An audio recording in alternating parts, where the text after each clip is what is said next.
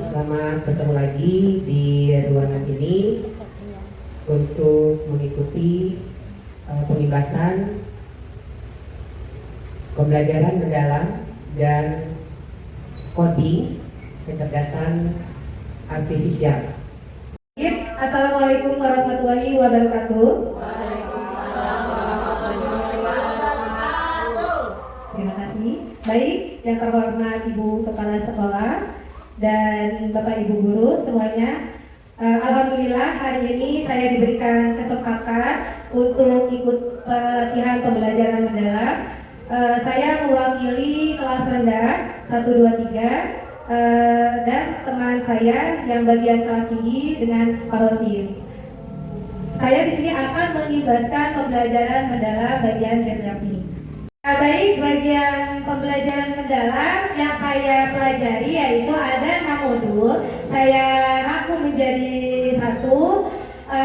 Yang pertama modulnya yaitu pola pikir bertumbuh. Yang kedua pembelajaran mendalam. Ya, ada konsep dan kerangka kerja, itu modul yang kedua. Modul yang ketiga bagian pembelajaran mendalam yaitu prinsip dan pengalaman belajar. Modul yang keempat asesmen pembelajaran mendalam. Yang kelima perencanaan pembelajaran dan yang terakhir yaitu inquiry kolaboratif. Ya baik, yang bagian tentang pola pikir bertumbuh mungkin sudah dijelaskan oleh Ibu Kepala Sekolah dan teman-teman saya Bapak Hosim ya. Jadi intinya pola pikir bertumbuh atau PPB itu berbeda dengan PPT ya. Jadi PPT itu singkatnya yaitu orang yang berpikir pesimis. Sedangkan PPB, pola pikir bertumbuh adalah orang yang berpikir optimis. Misalkan saya pernah belajar matematika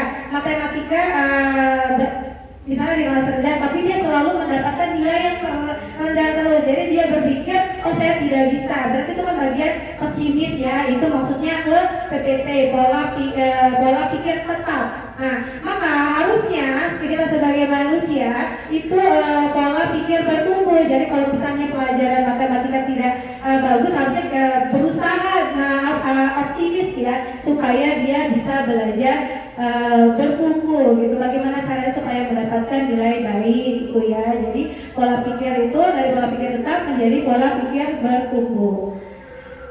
Nah ini ya contoh-contohnya, saya kasih contoh 1. Kalau pola PPT itu kalau saya gagal berarti saya tidak mampu. Nah mungkin ini bukan berlaku hanya untuk murid ya, tetapi juga untuk seorang pendidik. Misal, ada nih ini namanya guru senior, ini namanya guru junior, guru junior masih bagus, masih kuat tenaganya, bisalah untuk belajar laptop. Saya sudah senior, sudah sesepuh dan tidak bisa. Nah maka harusnya pola pikirnya diubah menjadi PPP. Saya bisa, mau usia berapapun saya pasti bisa. Itu ya, mau itu untuk murid, mau itu juga untuk pendidik. Nah lanjutnya yang kedua yaitu konsep kerangka pembelajaran ya. Jadi sebelum masuk ke konsep kita harus tahu dulu bahwa pembelajaran mendalam yaitu adalah pendekatan yang memuliakan dengan menekankan pada pencipta suasana belajar ya. Belajarnya berkesadaran, bermakna, menggembirakan dan pola pikir oleh hati, rasa, olahraga secara holistik. Ya, ini ya. Jadi pembelajaran mendalam itu yang tadi itu ada 4. Jadi olah pikir, hati, rasa dan olahraga. Ya, baik. Kerangka di sini mungkin sudah dipaparkan oleh rekan saya. Pembelajaran mendalam itu ada 4 kerangkanya. Yang pertama dimensi profil lulusan ada 8. Yang kedua prinsip pembelajaran ada 3. Pengalaman belajar ada 3 dan kerangka pembelajaran. Jadi Bapak Ibu supaya ingat ya di otak kita tanpa harus berpikir bahwa kerangka pembelajaran mendalam kita harus ingat rumusnya yaitu 8, 3, 3, 4. Ya, kalau misalkan ditanya oleh pengawas kita atau siapapun, kerangka pembelajaran mendalam itu rumusnya 8, 3, 3, 4 ya. 8-nya yaitu dimensi profil lulusan itu tadi ada 8 ya, dari keimanan, ya dari keluarga negara, kreativitas itu semuanya ada 8. Kemudian yang tiganya itu prinsip pembelajaran juga ada 3, dari berkesadaran, bermakna, menggembirakan. Kemudian 3-nya lagi itu pengalaman belajar ada 3, memahami, mengaplikasi dan merefleksi. Kemudian yang keempatnya itu kerangka pembelajarannya ada praktek pedagogis, lingkungan, pemanfaatan dan kemitraan. Itu ya, jadi supaya nempel 8, 3, 3, 4 gitu. Ya ini ya, tadi yang 8 profil lulusan ada 8. Kemudian tadi prinsip pengalamannya tadi itu ada 3 yang sudah saya bacakan. Kemudian kita lanjut ke modul keempat, yaitu asesmen pembelajaran mendalam. Ya mungkin yang Bapak Ibu sudah tahu ya, bagian asesmen itu terbagi menjadi 2. Ada asesmen formatif dan asesmen sumatif. Jadi kalau misalnya formatif itu biasanya kalau kita di kelas itu memberikan umpan balik ya, secara adanya di awal dan di proses. Itu masuknya di formatif. Tapi kalau di sumatif biasanya ada di akhir pembelajaran ya. Itu fungsinya untuk tujuannya untuk mengetahui capaian pembelajaran secara menyeluruh, itu sumatif. Nah, ini ya. Jadi kalau misalnya tadi yang sudah saya katakan, kalau formatif ada di awal dan proses, kalau sumatif adanya di akhir. Nah ini contohnya ya, kalau misalnya asesmen tadi yang dibagi menjadi 2, asesmen formatif itu adanya assessment as learning, assessment for learning, sedangkan sumatif adalah assessment of learning. Ya, kalau assessment as learning itu untuk merefleksikan, biasanya ada di awal atau kayak pertanyaan tematik gitu ya. Terus kalau for learning itu biasanya ada di tengah, di proses. Kalau di sumatif biasanya ada tes tulis, tes kayak SAS, STS gitu ya. Nah, ini contoh teknik asesmennya ya. Ada macam-macam, misalnya observasi, contohnya seperti apa, project seperti apa, tes tulis seperti apa. Jadi di sini teknik asesmen itu ada banyak ya, ada beberapa macam di sini. Kemudian yang modul kelima yaitu perencanaan pembelajaran yang bisa kita sebut RPP atau modul, yaitu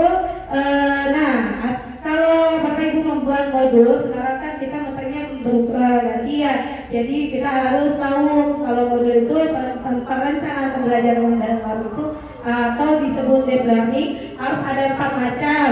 Jadi yang pertama ada identifikasi, yang kedua desain pembelajaran, yang ketiga pengalaman belajar, yang keempat assessment. Saya akan berikan contoh. Nah ini modul ya. Yang pertama itu identifikasi. Nah di identifikasi di situ misalnya ada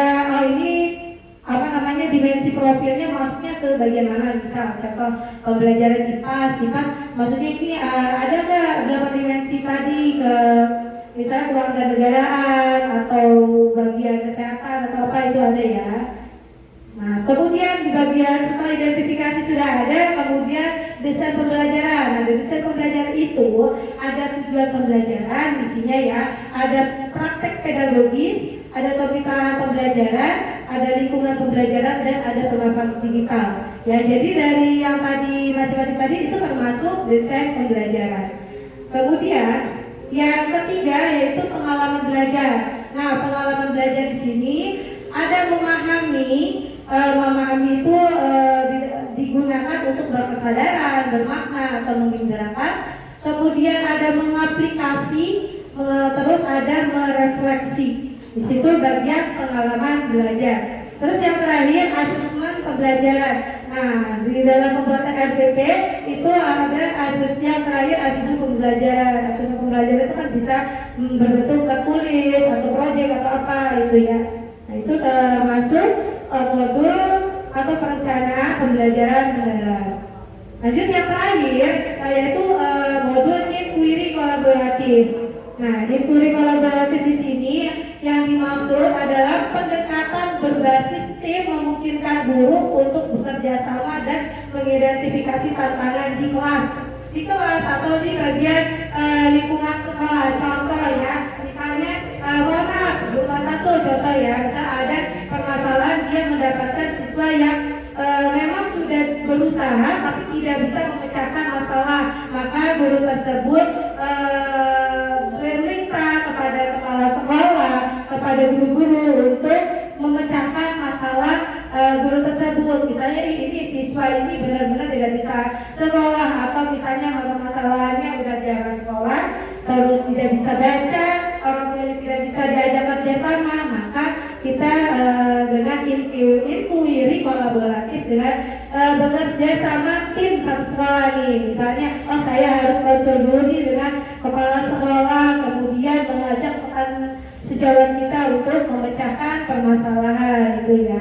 Dan alhamdulillah yang kemarin dikocok kelompok saya yang jadi simulasi inquiry kolaboratif, dan ada satu sekolah kasusnya kalau saya kelas 6 dia tidak bisa baca sama sekali padahal dia mau lulus. Akhirnya kita praktekkan bagaimana caranya dari awal sampai akhir gitu ya. Itu ya modul terakhir inquiry. Ini ada tahap-tahapnya. Bagian inquiry ada identifikasi sama kayak tadi kan. Oke.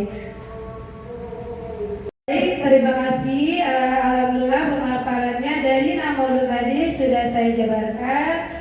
Semoga apa yang saya sampaikan bermanfaat untuk semuanya. Terima kasih. Wabillahi taufiq wal hidayah. Wassalamualaikum warahmatullahi wabarakatuh.